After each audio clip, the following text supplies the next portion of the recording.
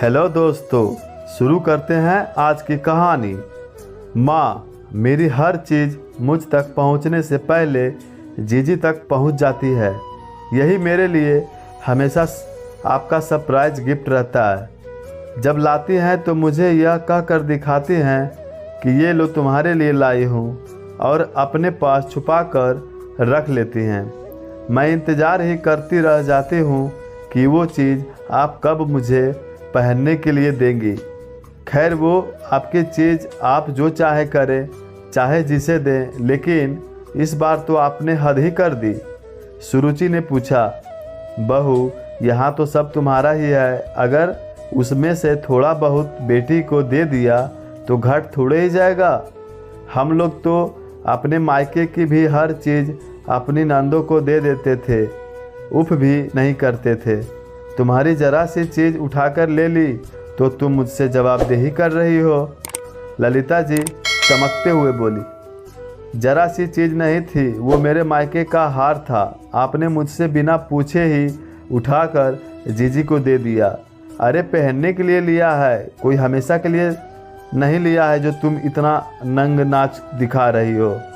पहनने के लिए लिया हो तो कम से कम एक बार तो मुझसे पूछ तो लिया होता। आखिर मेरे मायके से मिले गहने थे। वैसे भी यहाँ का तो एक गहना भी आपने मुझे पहनने को नहीं दिया।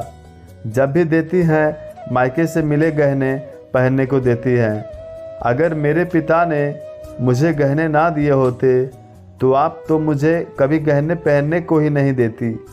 मैं हमेशा गहनों के नाम पर नंगी बुच्ची रहती हूँ। ऐसा क्या दे दिया तुम्हारे पिताजी ने जो इतना उछल रही हो? एक हल्का सा सेट ही तो दिया है और उस पर इतना इतरा रही हो। हमने तो अपनी बेटी को इतना भारी सेट और हाथ के कंगन दिए हैं। दामाद जी को भी भारी सी अंगूठी और गले की चेन दी है। जिस समय दामाद जी को अंगूठी चेन पहनाई और बेटी हमारे लिए गहने पहनकर विदा हुई तो सबकी आंखें चुंधिया गई थी। हर कोई तारीफ कर रहा था।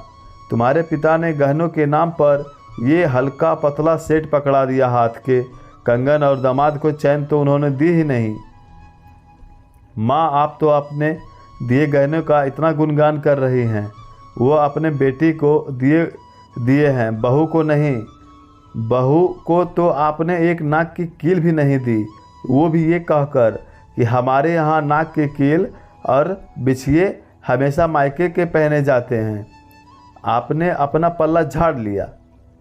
कम से कम जो बेटी के लिए लाई सबको दिखाया तो उसे दिया भी वही, लेकिन बहू को तो हमेशा धोखे में ही रखा। ये तुम्हारे लिए लाए हैं कहकर हमेशा धोखे में रखा। दुनिया को दिखाने के लिए गहने उड़ाए गए, लौटकर कभी उनकी शक्ल भी नहीं देखी।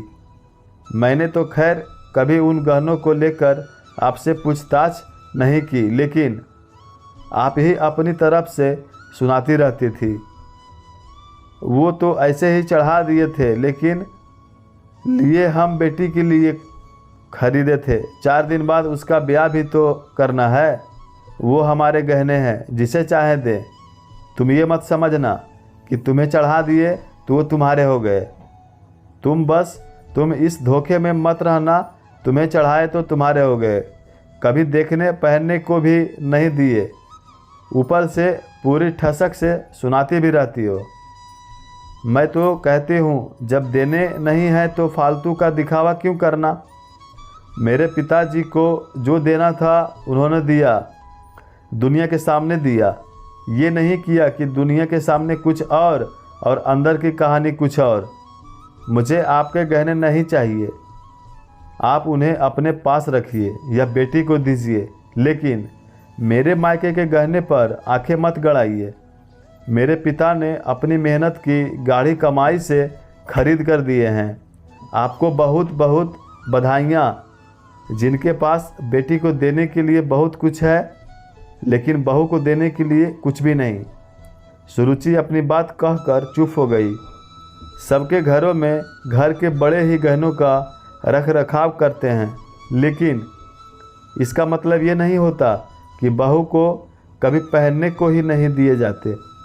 एक समय था जब तुम इस घर में ब्याह कर आई थी, तुम्हें तो मायके से कुछ भी नहीं मिला था।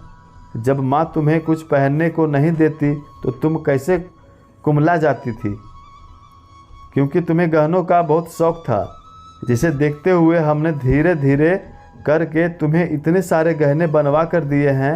तुम भले ही अपने गहने मत दो, लेकिन जो उसके लिए खरीदे गए थे वो तो उसे दे दिया करो। पहनने के लिए बेटी के लिए इतना बड़ा दिल और बहू के लिए जरा सी जगह नहीं।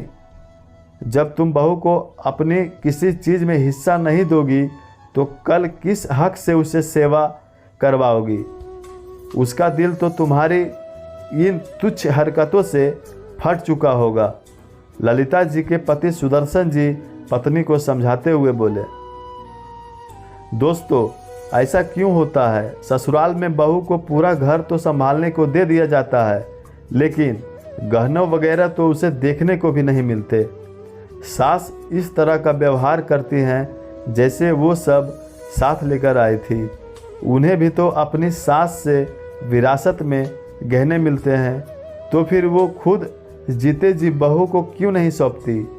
ऐसे ही घरों में बड़ों के नहीं रहने पर लड़ाई झगड़े होते हैं, क्योंकि ऐसे घरों में बड़े जब तक जीवित रहते हैं गहने अपने सीने से लगा कर रखते हैं। उनके ना रहने पर जो पा जाता है वो दूसरों को देना ही नहीं चाहता। आपकी क्या राय है दोस्तों? आपको मेरी ये सुचरित और मौलिक रचना कैसी लगी? अपनी बहुमूल्य प्रतिक्रिया जरूर दें। आपकी प्रतिक्रिया हमारे लिए बेहद महत्वपूर्ण है।